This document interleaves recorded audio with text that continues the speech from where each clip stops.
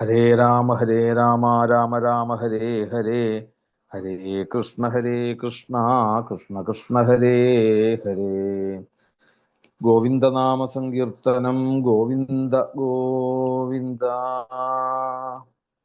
പലതരത്തിലുള്ള ആചാരാനുഷ്ഠാനങ്ങളോട് കൂടിയിട്ടുള്ള ഭക്തന്മാര് നാമജപമായിട്ടും വ്രതങ്ങളായിട്ടും തീർത്ഥാടനങ്ങളായിട്ടും ക്ഷേത്രാടനങ്ങളായിട്ടും ഒക്കെ നിസ്വാർത്ഥമായിട്ട് അവർ ചെയ്യുന്ന സൽക്കർമ്മം പോരാ, നമ്മളുടെ പരമ്പരകളായിട്ടുള്ള ഗുരുക്കന്മാര് സജ്ജനങ്ങള്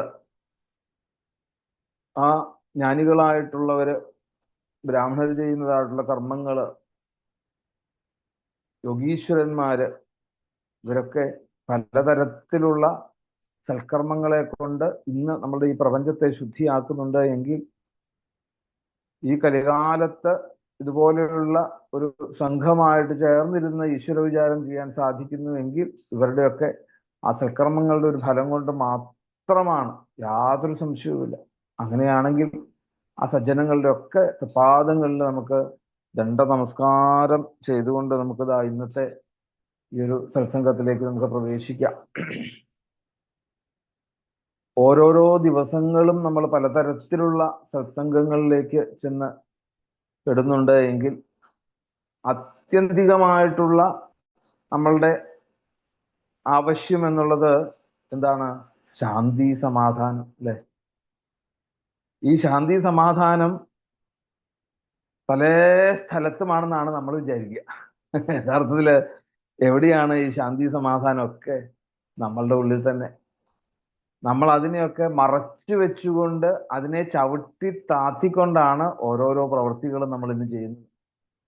അപ്പൊ അതില് ഏത് ആധ്യാത്മികമായിട്ടുള്ള ഗ്രന്ഥങ്ങൾ എടുത്ത് നോക്കിക്കഴിഞ്ഞാലും, ഭാഗവതാദി പുരാണങ്ങളായിക്കോട്ടെ, ഉപനിഷത്തുക്കളായിക്കോട്ടെ, വേദമായിക്കോട്ടെ, ഒക്കെ ഏതിൻ്റെയും ആ ലക്ഷ്യം നോക്കിക്കഴിഞ്ഞാൽ ഒന്ന് മാത്രമേ അറിയാനുള്ളൂ. എന്താണ് അറിയാനുള്ളത്?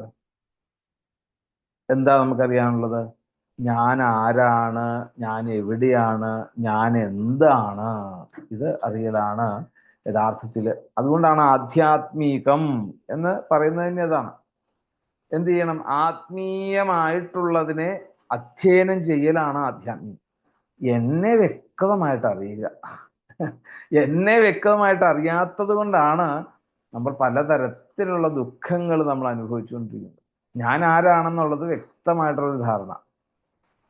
അതിനു വേണ്ടിയിട്ടാണ് പലതരത്തില് വേദവ്യാസ മഹർഷി ശ്രമിച്ച് മഹാഭാരതം എഴുതിയിട്ട് പോലും ഇത് ജനങ്ങൾക്ക് എത്താതെ വന്നപ്പോഴാണ് ഭാഗവതത്തിലേക്ക് കടന്നത്.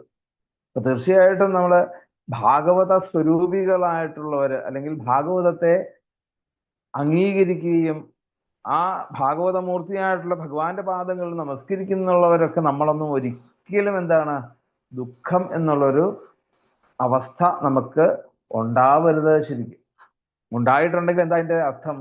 ഭാഗവതം പഠിച്ചിട്ടില്ല, അല്ലെങ്കിൽ ഭാഗവതത്തെ നമസ്കരിച്ചിട്ടില്ല, ഭാഗവതത്തെ അംഗീകരിച്ചിട്ടില്ല എന്ന് നമുക്ക് അതിന്റെ അർത്ഥം പറയേണ്ടി വരും. കാരണം എന്താണ്? കാരണം ഈ ദുഃഖമില്ലായ്മയോടുകൂടി, നിസ്സംഗതയോടുകൂടി, സദാസമയവും പ്രസന്നമായിക്കൊണ്ട് നമുക്ക് ഈ ജീവിതത്തെ മുന്നോട്ട് പോകുവാൻ വേണ്ടിയിട്ട് തന്നതായിട്ടുള്ള ഒരു വലിയ ഒരു മരുന്നാണ്, അല്ലെ? നിവൃത്തദർശേരുപഗീയമാനാൽ ഭവൗഷധാൽ ശ്രോത്രമനോഭിരാമാൽ, അല്ലെ?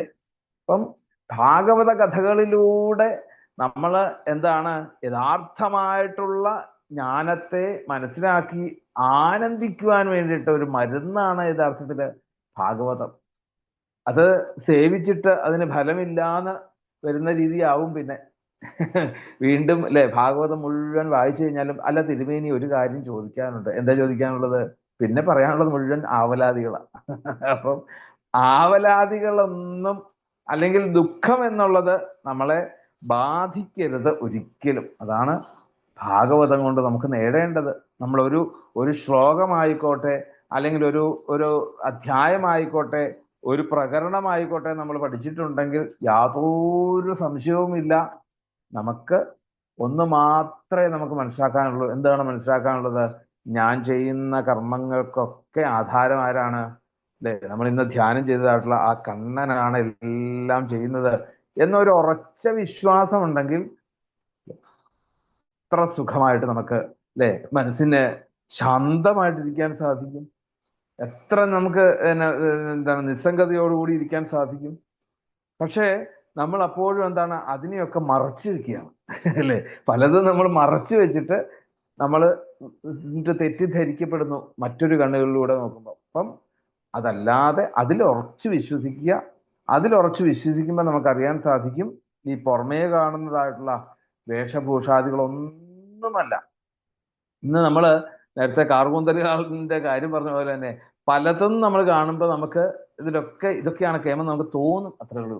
അതിലേക്ക് നമ്മളങ്ങ് ചെല്ലുമ്പോഴാണ് നമുക്ക് അതിന്റെ ദുഃഖം അറിയാൻ സാധിക്കുക. അപ്പം അതൊന്നുമല്ല. സൗന്ദര്യോത്തരതോപി സുന്ദരതരം എന്ന് പറയുന്നുണ്ടെങ്കിൽ അതാരാണ്? അത് നമ്മളുടെ കൂടെയുണ്ട്, നമ്മളുടെ ഉള്ളിലുണ്ട്, നമ്മളോട് ചേർന്നുണ്ട്. ആ സൗന്ദര്യത്തിനെ മാറ്റി വെച്ചിട്ടാണ് നമ്മൾ മറ്റേ സൗന്ദര്യത്തെ അന്വേഷിച്ച് പോകുന്നത്. ആലോചിച്ച് നോക്കുക. ഈ പുറമേ കാണുന്നതായിട്ടുള്ള സൗന്ദര്യം എല്ലാം കൂടി ചേർത്ത് വെച്ചാൽ അത് എന്തൊരു മൂർത്തിയാണോ, ആ മൂർത്തി നമ്മളുടെ ഉള്ളിൽ ഉണ്ടായിട്ട് നമ്മൾ എന്ത് ചെയ്യുന്നു? അതിനെ മറച്ചു വെച്ചിട്ട് നമ്മൾ ചുറ്റും പരന്നു നടക്കും. അങ്ങനെ വരുമ്പോ എന്താ പറ്റുക? അപ്പൊ നമുക്ക് ദുഃഖം അനുഭവിച്ചേ പറ്റുള്ളൂ. അപ്പം ഈ ദുഃഖത്തിനൊന്നും നമ്മള് എന്താണ്, നമ്മളുടെ മനസ്സ് അതില് കീഴടങ്ങി പോകരുത് എന്ന് പറയാണ്. ഈ കാണുന്നതായിട്ടുള്ള ഭ്രമത്തിലൊന്നും നമ്മൾ പെട്ടുപോകരുത്. പെട്ടുപോകാതിരിക്കണമെങ്കിൽ വേറെ ഒന്നുമല്ല, എന്നെ കൊണ്ട് ഓരോന്നും പറയിപ്പിക്കുന്നതും എന്നെ കൊണ്ട് ഓരോന്നും ചെയ്യിപ്പിക്കുന്നതും ഒക്കെ ആ സച്ചിദാനന്ദ സ്വരൂപമായിട്ട് നമ്മളുടെ ഉള്ളിൽ വർത്തിക്കുന്നതായിട്ടുള്ള ആത്മാവായിട്ട് കൊണ്ട് വർത്തിക്കുന്ന ആ ഭഗവാനാണെന്ന് ഉറച്ച തീരുമാനം എടുത്താല് നമുക്ക് ഒരു ദുഃഖത്തിനും പങ്കെടുക്കേണ്ട കാര്യമില്ല. ഒരു ബന്ധത്തിനും അവിടെ അടിസ്ഥാനമില്ല. ദുഃഖത്തിന് കാരണം ബന്ധമാണ് അല്ലെ. പലതും നമ്മളുടെ ആണെന്നൊരു തോന്നല്, ഈ മമതാബന്ധം അല്ലെ, എൻ്റെ എന്നുള്ളൊരു ബന്ധം. ഈ എൻ്റെ എന്നുള്ളതില് ഈ കാണുന്ന ശരീരത്തിലല്ല, പിന്നെ എന്താണ്, ഉള്ളിലാണ്. ഈ ഉള്ളിലാണെങ്കിൽ അതേ ഉള്ളൂ ഇവിടെ. എല്ലാവരുടെയും ഉള്ളില് ഒരേ ഒരു വസ്തു തന്നെ, പിന്നെ വേറെ നമുക്ക് കാണേണ്ട കാര്യമില്ല. അപ്പം ഒരിക്കലും ഇന്ന് നമ്മൾ വിചാരിക്കുന്നതായിട്ടുള്ള ബന്ധങ്ങൾക്ക് അടിസ്ഥാനമില്ല. ഉറപ്പിക്കുക. നമ്മളെ മക്കളായിക്കോട്ടെ, നമ്മുടെ ഭാര്യ ആയിക്കോട്ടെ, നമ്മുടെ ഭർത്താവായിക്കോട്ടെ, മറ്റ് ബന്ധുമിത്രാദികളെന്ന് നമ്മൾ ഇന്ന് എഴുതി വെച്ചിട്ടുള്ള അവരൊന്നും എന്താണ് നമുക്ക് ഒരിക്കലും അത് യഥാർത്ഥമായിട്ടുള്ള ഒരു ആശ്രയസ്ഥാനമല്ല. പക്ഷേ ഇതിനുപരിയായിക്കൊണ്ട് നമുക്കൊരു ആശ്രയം എവിടെയാ ഉള്ളത്? ഇവരുടെ ഒക്കെ ഉള്ളിൽ വർത്തിക്കുന്നതായിട്ടുള്ള ആ നിത്യ ചൈതന്യം, ആ ഈശ്വരനെ ആരാധിക്കലും ആ ഈശ്വരനോട് ചേർന്നിരിക്കുമ്പോഴും കിട്ടുന്ന ശാശ്വതമായിട്ടുള്ള ഒരു ആനന്ദമാണ് യഥാർത്ഥത്തില് ഈ ജീവിതത്തില് അനുഭവിക്കേണ്ടതായിട്ടുള്ള ഏറ്റവും വലിയ ഒരു അല്ലെ. ജീവിതത്തില് ഏറ്റവും വലുതായിട്ട് നേടേണ്ടത് എന്താണെന്ന് ചോദിച്ചു അല്ലെ. ഇന്ന് പലരും അറിവ് അറിവ് അറിവ് അറിവ് എന്ന് ഇങ്ങനെ പറഞ്ഞുകൊണ്ട് പലതിൻ്റെയും പുറകെ പോവുക. എല്ലാത്തിൻ്റെയും അറിവ് എവിടെയാണോ എന്തിലാണോ അല്ലെ എല്ലാ അറിവുകളും സംരംഭിച്ചു വെച്ചിട്ടുള്ളത്, ആ അറിവിനെ മാറ്റി വെച്ചിട്ട് അത് നമുക്ക് നിസ്സാരമായിട്ട് ചെയ്യാം അല്ലേ. നമുക്ക് മുളക് പൊടിയും മഞ്ഞപ്പൊടിയും ഒക്കെ മേടിക്കാൻ 2 കടയിൽ പോകുന്നതിന് പകരം നമ്മളൊരു സൂപ്പർ മാർക്കറ്റിലേക്ക് ചെന്നാൽ എല്ലാം കൂടി മേടിച്ചോണ്ട് പോരുകയല്ലേ എന്ന് പറഞ്ഞതുപോലെ അതെല്ലാം കിട്ടുന്ന ഒരു വസ്തു നമ്മളുടെ ഉള്ളിൽ നമ്മളോട് ചേർന്നിരിക്കുന്നുണ്ട്. അതിനെ മറച്ചു വെച്ചിട്ടാണ് നമ്മൾ എന്താണ് നിസ്സാരമായിട്ടുള്ള ഓരോന്നിന്റെയും പുറകെ പോകുന്നത്. അപ്പം യഥാർത്ഥത്തിൽ അറിവ് എന്ന് പറഞ്ഞാൽ ഇതാണ്. എന്താണ് അറിവ്? ഒരു അറിവ് എന്ന് പറഞ്ഞാൽ തിരിച്ചറിവ് വ്യക്തമായിട്ട് വേണം. അറിവൊക്കെ എല്ലാവർക്കും ഉണ്ട്. എത്ര അറിവുണ്ട്, എത്ര പാണ്ഡിത്യം ഉണ്ടായാലും എന്തായി ചില സമയത്ത് നമ്മൾ അല്ലെ പതറുന്നു അവിടെ. എന്തേ അങ്ങനെ പതറാൻ കാരണം? യഥാർത്ഥമായിട്ടുള്ള തിരിച്ചറിവാണ് നമുക്ക് വേണ്ടത്. അറിവൊക്കെ ഉണ്ടാവും, നമുക്ക് പല വിഷയങ്ങളെ കുറിച്ച് നല്ല ജ്ഞാനം ഉണ്ടാവും. പക്ഷേ എന്താ തിരിച്ചറിവ് വേണ്ടത്? ഈ അറിവിനും കാരണമായിട്ട് ഒരാൾ നമ്മളുടെ ഉള്ളിലുണ്ടെങ്കിൽ അയാളാണ് ഇതെല്ലാം പ്രവർത്തിക്കുന്നത് എന്നുള്ളൊരു സത്യത്തെ നമ്മൾ മറന്നു പോകുമ്പോഴാണ് നമ്മളുടെ ഈ അറിവ് നമുക്ക് ദോഷമായിട്ട് വരുന്നത്. ആ ഒരു തിരിച്ചറിവ് ഉണ്ടാകുമ്പോൾ നമുക്ക് മനസ്സിലാവും, ഈ കാണുന്ന ശരീരം കൊണ്ട് എൻ്റെ ബുദ്ധി കൊണ്ടോ ഈ ശരീരം കൊണ്ടോ അല്ല ഞാൻ ഈ നേടിയെടുത്തതൊന്നും എന്നുള്ളത് നമുക്ക് വ്യക്തമായിട്ട് മനസ്സിലാക്കാൻ സാധിക്കും.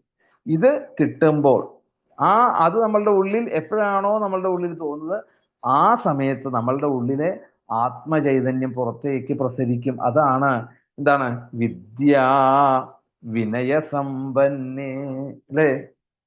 ആ ഒരു വിനയം, ലാളിത്യം, അത് മറ്റുള്ളവരിൽ എന്തെന്നില്ലാത്ത ഒരു ഒരു ആനന്ദം ഉണ്ടാക്കുന്നു.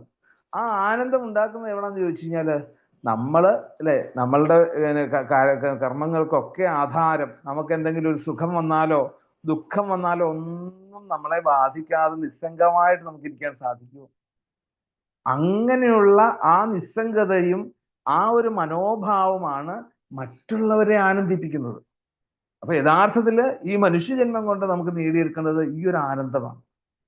അതിന് ഒന്ന് മാത്രമേ നിവൃത്തിയുള്ളൂ. എന്താണ്? നിരന്തരം ഉപാസനകളെ ചെയ്യുക. ഉപാസനകളെ ചെയ്ത് ചെയ്ത് ചെയ്ത് ചെയ്ത് ചെയ്ത് ചെയ്ത് നമ്മളുടെ ഉള്ളിൽ അത് ഉറയ്ക്കണം. ഞാനല്ല ഇതൊന്നും ചെയ്യുന്നത്, പിന്നെ എന്തിന് ഞാൻ ടെൻഷൻ അടിക്കുന്നു? ഇന്ന് എല്ലാ കാര്യത്തിനും ടെൻഷനാണ്. പലതും നോക്കിക്കഴിഞ്ഞാൽ ടെൻഷൻ ഇല്ലാത്ത ജീവിതം ഇല്ല. ഇന്ന് ഈ ടെൻഷൻ കൊണ്ട് നമുക്ക് എന്തെങ്കിലും ഒന്ന് ടെൻഷൻ മാറ്റാൻ നമുക്ക് സാധിക്കും? വേറെ ആർക്കെങ്കിലും മാറ്റാൻ സാധിക്കുമോ?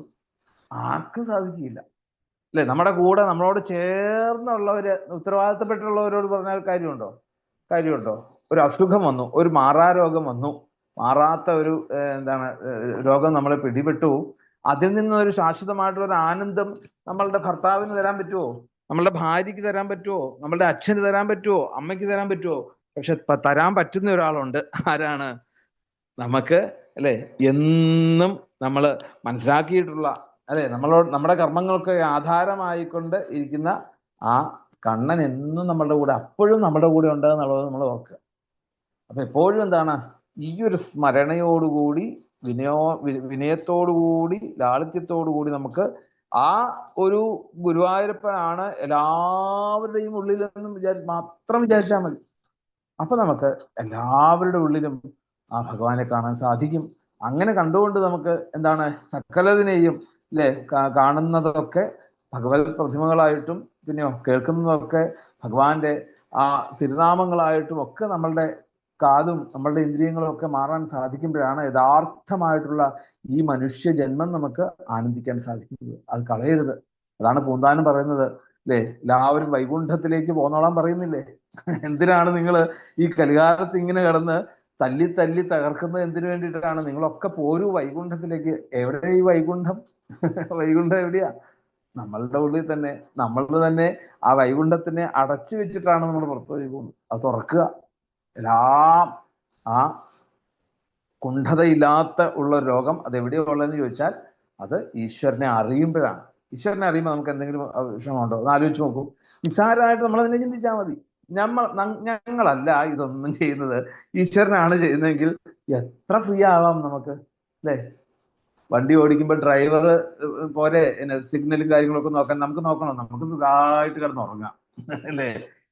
അപ്പം അങ്ങനെ ചിന്തിക്കുമ്പം നമ്മൾ എന്തിനു വേണ്ടിയിട്ട് അങ്ങനെയുള്ള ഉത്തരവാദിത്വങ്ങളും ആ കർത്തൃത്വ ബോധങ്ങളും ഒക്കെ വെറുതെ എടുത്ത് തലയിലേക്ക് വെച്ച് തലയ്ക്ക് ഭാരം കൂട്ടുക ശരിക്കും. യഥാർത്ഥത്തിൽ അതൊക്കെ ആ ഡ്രൈവറെ ഏൽപ്പിച്ചേക്കുക, അല്ലെ, ഗുരുവായൂരപ്പനെ ഏൽപ്പിച്ചേക്കുക. നമുക്ക് സുഖമായിട്ട് നിസ്സംഗമായിട്ടിരിക്കാൻ നമുക്ക് സാധിക്കും. അത് അങ്ങനെ ഇരിക്കണമെങ്കിൽ ആ ഒരു വിനയം, അല്ലെ, അപ്പോഴും എന്താണ്? വിനയത്തിന്റെ അങ്ങേ അറ്റത്തെത്തുന്നതുകൊണ്ട് അങ്ങനെ ഇരിക്കാൻ പറ്റുന്നത്. ഞാനല്ല ഇതൊന്നും ചെയ്യുന്നത്, ഗുരുവായൂരപ്പാ എന്റെ കഴിവേ അല്ല എന്നുള്ള ഒരു ഭാവം നമ്മളിലേക്ക് എത്തുമ്പോഴാണ് നമുക്ക് ഫ്രീ ആകാൻ പറ്റുന്നത്. അല്ലെങ്കിലോ നമുക്ക് എന്തെങ്കിലും കഴിവുണ്ടെന്ന് പറഞ്ഞാലോ ആ കഴിവ് അപ്പം കാണിച്ചു കഴിഞ്ഞാൽ പിന്നെ കാണിച്ചില്ലെങ്കിൽ പിന്നെ അപകടമായി. ശരിയല്ലേ? ഒരു തവണ ആൾക്കാർ വന്ന് നമ്മളെ വലിയ കേമായിട്ട് അങ്ങോട്ട്, അല്ലെ, പുകഴ്ത്തി പുകഴ്ത്തി പറഞ്ഞു എന്നൊക്കെ ഇരുന്ന് കഴിഞ്ഞാല് പിന്നെ നമുക്ക് കാണിക്കാൻ കണ്ണന്റെ കാരുണ്യം വേണം. കാരണം എന്താണ്? ഈ പുകഴ്ത്തുന്നതിന് കാരണം കണ്ണനായിരുന്നു എന്ന്. ഈ കണ്ണൻ വീണ്ടും നമ്മളെ അനുഗ്രഹിച്ചാൽ മാത്രമേ നമുക്ക് സാധിക്കുകയുള്ളൂ. അപ്പം ഇതൊന്നും, അല്ലെ, നമ്മളുടെ കഴിവല്ല എന്നുള്ള ഒരു ഉറച്ച ബുദ്ധി നമ്മളിൽ വരുമ്പോഴാണ് നമുക്ക് എല്ലാവരുടെ മുമ്പിലും തലകുനിക്കാൻ സാധിക്കുന്നത്. ആ തലകുനിക്കലാണ് ഏറ്റവും വലിയ വലിപ്പം എന്നുള്ളത് മനസ്സിലാക്കാൻ സാധിക്കും, അല്ലെ? പൊക്കമില്ലാത്തതാണ്, അല്ലെ, കുഞ്ഞുണ്ണി മാഷ് പറയാറില്ലേ, പൊക്കമില്ലാത്തതാണ് ഏറ്റവും വലിയ പൊക്കം എന്ന് പറയും. അപ്പം നമുക്കൊക്കെ ആ ഒരു ഭാവത്തിലേക്ക് എത്താൻ സാധിക്കണേ എന്ന് ഗുരുവായൂരപ്പനോട് പ്രാർത്ഥിക്കാം. അതുപോലെ പലതരത്തിലുള്ള ദുഃഖങ്ങൾ അനുഭവിക്കുന്ന ഈ പ്രപഞ്ചം, പലതും നമ്മൾ ദിവസവും ഒന്ന് വിചാരിക്കുക. നമ്മളുടെ ഈ അഹങ്കാരം നമുക്ക് ഇല്ലാണ്ടാകണമെങ്കിൽ ഒരൊറ്റ കാര്യം ചെയ്താൽ മതി. എന്താണ്? നിത്യവും നമ്മൾ എന്ത് ചെയ്യണം? പലരെ കുറിച്ചും ഒന്ന് ആലോചിക്കുക, ഒന്ന് നോക്കുക, അല്ലെ? പലതരത്തില് ദുഃഖങ്ങളിൽ നിന്ന് അനുഭവിക്കുന്നതായിട്ടുള്ള, ദാമ്പത്യത്തില് ഭാര്യ ഭർത്താക്കന്മാരിൽ അനുഭവിക്കുന്നതായിട്ടുള്ള ദുഃഖങ്ങള്, അല്ലെ? പരസ്പര ബഹുമാനമില്ലാതെ വരുമ്പോൾ ഉണ്ടാകുന്ന കലഹങ്ങള്, അച്ഛനമ്മമാർക്ക് മക്കളിൽ നിന്ന് കിട്ടാത്ത ബഹുമാനം, മക്കൾക്ക് അച്ഛനമ്മമാരിൽ നിന്ന് കിട്ടാത്ത വാത്സല്യം, അല്ലെ? ഗുരു ശിഷ്യന്മാർക്ക്, ടീച്ചർമാർക്ക്, അല്ലെ? ഇന്ന് കുട്ടികളെയൊക്കെ പേടിച്ച സ്കൂളിൽ പോകുന്ന ടീച്ചേഴ്സൊക്കെ. ആലോചിച്ച് നോക്കും ആ ഒരു അവസ്ഥ. പണ്ട് കുട്ടികളായിരുന്നു പേടിച്ച് ടീച്ചേഴ്സിന് മുമ്പിൽ നിന്ന്. ഇപ്പൊ തിരിച്ചാ, ടീച്ചേഴ്സ് പേടിക്കുക ഇനിയിപ്പോ ഇന്നത്തെ കുട്ടികളുടെ ഓരോ പ്രവർത്തി കണ്ടുകൊണ്ട്. അപ്പം കാലം, കലിയുഗം അങ്ങോട്ട് മൂർച്ഛിച്ച് വരുമ്പം എല്ലാം മാറി മാറി വരും. പക്ഷെ അതിലൊന്നും, ഹേ ഗുരുവായൂരപ്പ, ആ അങ്ങനെയുള്ള ഇതിനൊക്കെ മാറി വരുവാനുണ്ട് അന്നും സജ്ജനങ്ങൾ ഉണ്ടാകുന്നതാണ്. നമുക്ക് അങ്ങനെയുള്ള സജ്ജനമായിട്ട് മാറാൻ നമുക്ക് സാധിക്കണം, അല്ലേ? നമുക്ക് പ്രഹ്ലാദൻ പ്രാർത്ഥിച്ച പോലെ സ്വസ്ത്യസ്തു വിശ്വസ്യ ഫലപ്രസീദത. കള്ളന്മാർക്ക് പോലും, അവർക്ക് പോലും ഗുരുവായൂരപ്പ അനുഗ്രഹിക്കണേ എന്ന് പ്രാർത്ഥിച്ചതുപോലെ, ദ്രൗപദി, അല്ലെ, തന്റെ മക്കളെ കൊന്നതായിട്ടുള്ള അശ്വത്ഥമാവിനെ കണ്ടപ്പോൾ അഴിച്ചുവിടൂന്ന്, അല്ലെ, ഒരു ലെവലേശം പോലും സംശയമില്ലാതെ പറഞ്ഞിട്ടുണ്ടെങ്കിൽ ഈ ഒരു സജ്ജനങ്ങളുടെ മനസ്സോട് കൂടിയിട്ടുള്ള ഒരു സജ്ജനമായിട്ട് മാറാൻ നമുക്ക് സാധിക്കണം. അതിനുവേണ്ടി നമുക്ക് ആ ലോകമംഗളത്തിന് വേണ്ടിയിട്ട് ജ്വരസ്തുതി ചൊല്ലി നമുക്ക് ആ ഭാഗവത്തിലേക്ക് പ്രവേശിക്കാം. ഗോവിന്ദനാമ സങ്കീർത്തനം. ഗോവിന്ദ ഗോവിന്ദ. ജ്വര ഉവാച. നമാമി ത്വാനന്ദശക്തിം പരേശം സർവാത്മാനം കേവലം ജ്ഞപ്തിമാത്രം വിശ്വോൽപത്തിസ്ഥാന സംരോധഹേതും യത്തൽ ബ്രഹ്മലിംഗം പ്രശാന്തം കാലോ ദൈവം കർമ്മ ജീവസ്വഭാവോ ദ്രവ്യം ക്ഷേത്രം പ്രാണാത്മാ വികാര സത്സംഘാതോ ബീജരോഹ പ്രവാഹസ്ത്വന്മായേഷ തന്നിഷേധം പ്രപദ്യേ നാനാഭാവേ ലീലയൈവോപപന്നീർദേവാൻ സാധൂൻ ലോകസേതോൻ ബിഭർഷി ഹംസ്യോന്മാർഗാൻ ഹിംസയാ വർത്തമാനാൻ ജന്മൈതത്തേ ഭാരഹാരായ ഭൂമേഃ തപ്തോഹം തേ തേജസാ ദുസ്സഹേന ശാന്തോഗ്രേണാത്യുൽബണേന ജ്വരേണ താവത്താപോ ദേഹിനാം തിഘ്രിമൂലം നോസേവേരൻ യാവദാശാനുബദ്ധാഃ താവത്താപോ ദേഹിനാം തേഘ്രിമൂലം നോസേവേരൻ യാവദാശാനുബദ്ധാഃ. സർവത്ര ഗോവിന്ദനാമ സങ്കീർത്തനം. ഗോവിന്ദ ഗോവിന്ദ.